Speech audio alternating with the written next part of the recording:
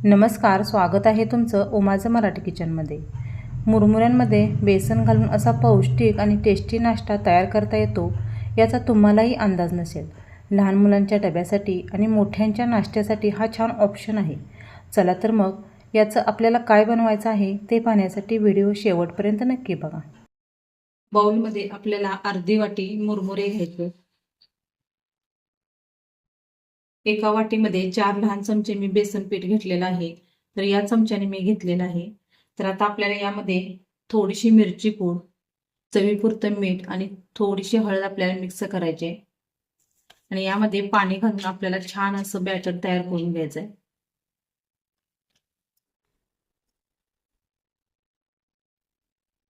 थोडं थोडं पाणी घालून आपल्याला हे छान असं मिक्स करून घ्यायचंय।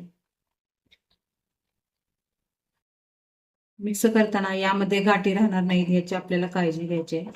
या पद्धतीने आपल्याला हे असं हलवून घ्यायचंय।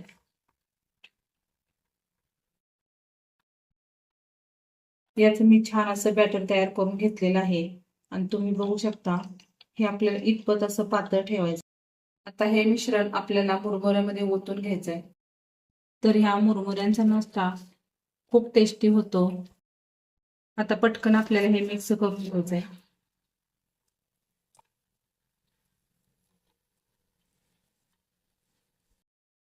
आता यामध्ये आपल्याला थोडे कोरडे मसाले घालायचे आहेत, तर त्यामध्ये मी पाव चमचा जिरे, पाव चमचा ओवा, चवीपुरतं मीठ आणि अर्धा चमचा लाल मिरची पूड घेतलेली आहे, तर यामध्ये घालूया।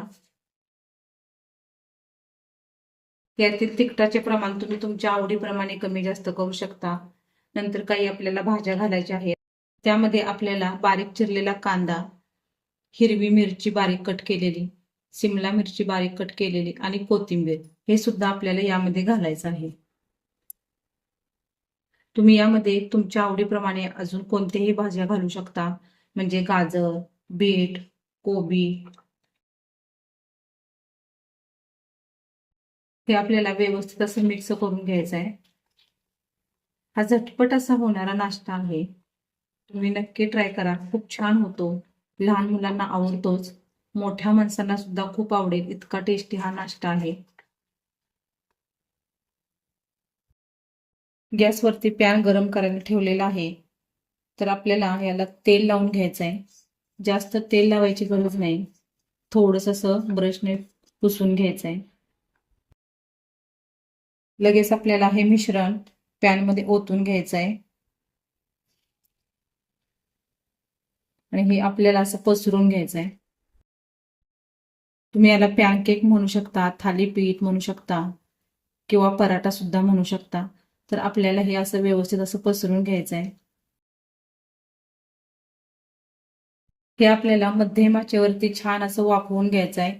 तर 2-3 मिनिटांसाठी याच्यावरती मी झाकण ठेवते, म्हणजे खालची बाजू छान भाजेल।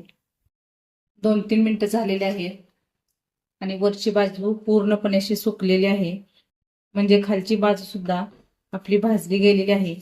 तर आपल्याला हे दोन्ही बाजूने छान असं सोनेरी रंगावरती भाजून घ्यायचं आहे। तुम्ही बघू शकता याचा रंग किती सुरेख आलेला आहे।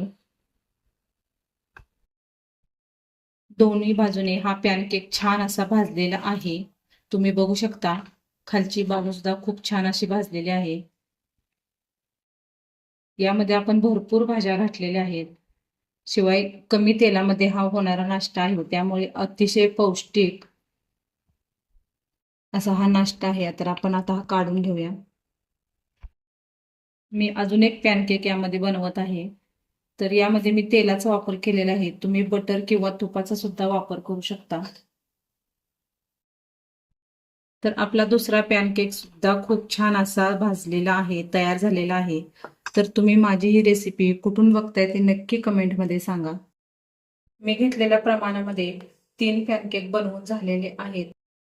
हे तुम्ही गरम गरम असेच खाऊ शकता किंवा दही किंवा तुमच्या कोणत्याही आवडीच्या सॉस सोबत तुम्ही खाऊ शकता।